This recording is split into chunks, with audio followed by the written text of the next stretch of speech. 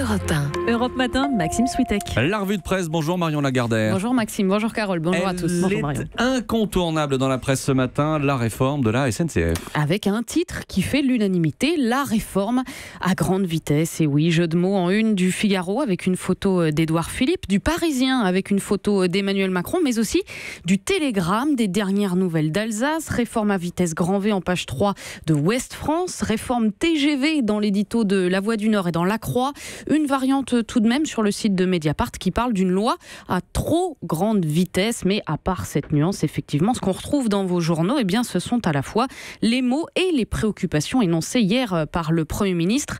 La menace de grève, par exemple. Le gouvernement pourra-t-il éviter les blocages de 95, se demande Nicolas Bétou dans l'Opinion, jugeant que c'est jouable parce que les syndicats se sont affaiblis et que le statut des cheminots, qui a longtemps été vu comme un avantage, est désormais considéré comme un privilège, de l'importance, Maxime, des qualificatifs. À grève de 95, privilège, même mot dans l'édito des Échos, mais tout le monde n'est pas séduit par ce discours. Non, dans la Charente Libre, par exemple, Maurice Bontin qui voit une guerre sémantique. Tout ça n'est qu'une manière de dire que les soi-disant partisans du statu quo sont obsédés par la défense de leur corporation et non par l'intérêt des usagers. L'intention politique est limpide, ajoute le Parisien, montrer qu'on peut réformer le pays et affaiblir les syndicats. Nous ne sommes pas dupes, explique un syndicaliste, toujours dans le Parisien. Le gouvernement nous jette en pâture aux Français, alors que la dette de la SNCF n'est pas celle des cheminots, c'est celle de l'État qui a voulu des lignes TGV. Non, les 3 milliards de trous laissés par la SNCF chaque année ne vont pas être comblés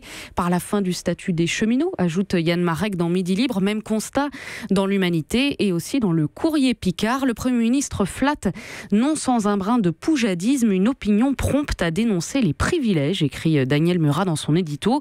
Le Courrier Picard qui s'inquiète pour les cheminots, donc, mais aussi et surtout pour la disparition des petites lignes qui sont loin d'être sauvées. Pas l'ombre d'une proposition de financement, écrit le journal qui dresse la liste des lignes régionales en sursis. Or, refuser de répondre à la question qui va payer, eh bien c'est signer leur arrêt de mort. Marion, pour détendre l'atmosphère, dossier dans Science et Vie sur la méditation et l'hypnose. Oui, ça règle pas les dettes de la SNCF, mais le magazine fait le point sur leurs effets sur notre santé, contre les addictions par exemple. La méditation est efficace, mais pas vraiment l'hypnose. Même chose contre l'anxiété et la dépression. À l'inverse, contre la douleur, eh bien c'est l'hypnose qui est plus probante. Autant d'évaluations qui restent suspendues à cette question capitale. Est-ce que ça marche pour tout le monde ? Eh bien, pas sûr, nous dit Science et Vie. Pour la méditation comme pour l'hypnose, tout le monde n'est pas forcément réceptif. Et pourtant, note Jean-Marc Benayem, professeur à la Pitié-Salpêtrière, nous sommes tous influençables. Songez aux jeux, aux publicités, aux addictions. Toutes ces choses agissent sur nous de manière hypnotique. Il nous faut, dit-il, prendre conscience de cette fragilité pour la transformer en faculté. Une réflexion à mettre en perspective avec cet autre article publié cette fois sur le site Uzbek Erika. Oui, Annabelle Laurent a interrogé le fondateur de Dopamine Lab. C'est une entreprise californienne dont la vocation est de créer de l'addiction chez les utilisateurs de smartphones. Ramsey Brown explique comment il utilise les neurosciences pour vous rendre accro à votre appli de fitness ou de régime en envoyant la bonne notification au bon moment, celle qui fait plaisir, celle qui va créer de la dopamine dans votre cerveau. C'est vertigineux, mais la technologie est là pour nous aider, dit-il, pas pour nous faire du mal, et de préciser quand même qu'il a refusé de travailler pour des applications de jeux d'argent ou de casino. Jusqu'ici, donc, tout va bien. Et à propos de téléphone, plusieurs journaux reviennent sur le Mobile World Congress qui se tient à Barcelone. Joli, oui, c'est le salon international du téléphone portable. On en parle dans le Parisien sous l'angle nouveauté, avec ce téléphone capable de piloter une voiture. On le pose sur le tableau de bord, on démarre et la pédale d'accélération s'enfonce d'elle-même. Bon, là aussi, comme pour l'hypnose, c'est une question de confiance.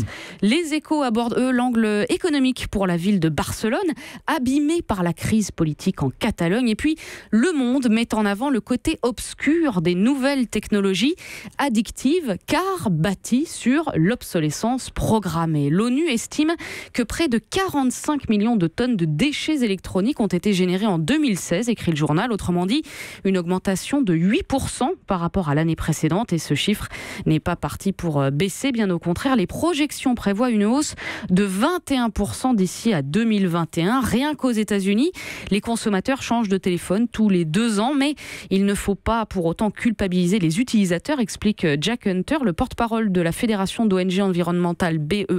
En réalité, les fabricants ont une grosse marge de progression pour allonger la durée de vie de leurs produits, mais en l'absence de loi, eh bien, ils se contentent de tirer profit de l'obsolescence. Pire, ils paralysent les lois favorisant le droit à réparer et ils utilisent celles qui existent sur la propriété intellectuelle pour menacer tous ceux qui mettraient en accès libre des notices de réparation sur le web. On l'a compris, l'organisation appelle les États à légiférer pour favoriser les réparations et empêcher l'obsolescence.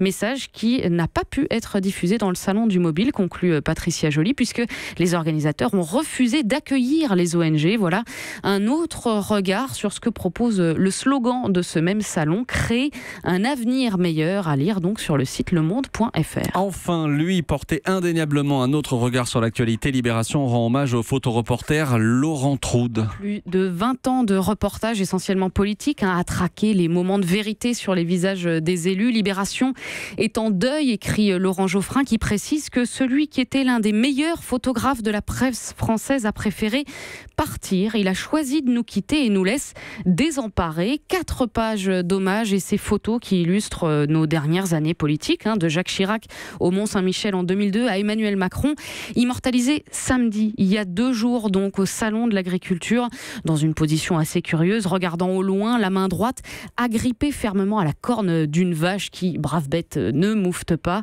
Hommage aussi dans l'Humanité, où il a commencé, et puis sur le site Les Jours, où c'est son confrère Sébastien Calvé, lui aussi photographe spécialiste politique, qui raconte qu'il n'était jamais content, jamais satisfait. Laurent Troude râlait souvent contre la com, contre les lieux, je peux ajouter aussi personnellement contre les micros de radio qui rentrent dans le champ, mais chaque fois il en sortait une photo qui faisait sens, et voilà un peu toute la difficulté ici en radio de trouver les mots, de décrire ces photos dans ce qu'elles ont de saisissant, d'inattendu et finalement tout simplement de parlant. Mais c'est à ça aussi que ça sert une revue de presse, et à vous encourager à aller les regarder par vous-même, entre autres sur le site libération.fr. Hommage à Laurent Troude dans cette revue de presse. Merci, c'était Marion Lagardère. Europe 1.